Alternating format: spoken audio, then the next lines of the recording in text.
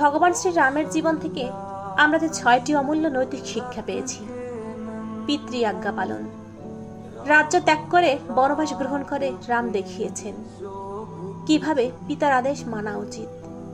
ধর্ম পালন। রাম সর্বদা ধর্মের পথে চলেছেন, এমনকি কঠিন পরিস্থিতিতেও। সততা ও সত্যনিষ্ঠা। রামের চরিত্রে কোনো প্রকার অসত্য বা প্রতারণার স্থান ছিল না। স্ত্রীপ্রীতি ও একনিষ্ঠতা। সীতাদেবীর প্রতি তার একনিষ্ঠ প্রেম ও বিশ্বাস সকলের জন্য অনুকরণীয়। সহানুভূতি ও ক্ষমাশীলতা। শত্রুর প্রতিও রাম করুণা ও সহানুভূতিশীল দেখিয়েছেন, যেমন বিভীষণকে আশ্রয় দেওয়া। নিরহংকার। অযোধ্যার রাজপুত্র হয়েও রাম বিনয়ের সাথে বনবাস গ্রহণ করেছেন। ভগবান হয়েও শ্রী রামচন্দ্র এগুলো পালন করেছেন, তাহলে আমরা কেন পারবো না? জয় শ্রীরাম।